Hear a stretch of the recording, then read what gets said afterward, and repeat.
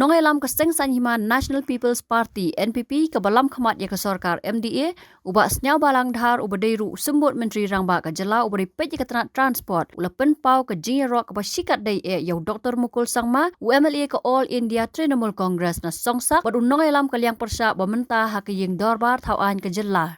Dak basyem bau Dr. Mukul sangma udai nongelam sanhima ubala tibet bha uba Sñiawbhalang Dhar ulaong bo undai uba Kmen Napdeng Kiwei pat ladau Dr. Mukul sangma uba longteng menteri rangba ke jela unwan Ïasoh syaka NPP.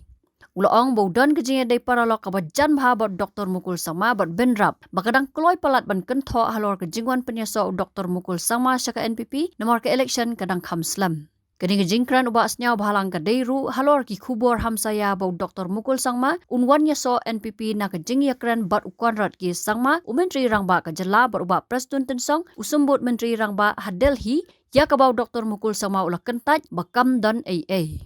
You see, Sir Mukul is a tall and veteran leader, and I respect him. And he always, he knows what he talks. I really respect Sir Mukul. He's one of the tallest in the states. And I don't want to repeat about the past. I am always friendship to him. He's always friendship to me. there are also rumors, lot of rumors that they spread on Saturday, saying that Dr. Mukul sangma maybe will talk with NPP to join NPP. So, is there any truth in this rumor? These things too early to comment because election is another 2.5 years away. That time will come. But is the door open for Dr. Mukul? I'm telling you, according to me, you ask me personally, I'm the happiest man. If you come to us. On my personal opinion. Will you try to bring him? We will see. Not the right time to discuss all this. Habatin, pej bahagi kishab, kashab plus F. Ka plus F? Hakabam bangibam dunaki eki bataya kamet. Namar kata habathiru atau kau kamlu ka umpnyang kadut pej ya kashab plus F haka jingsom.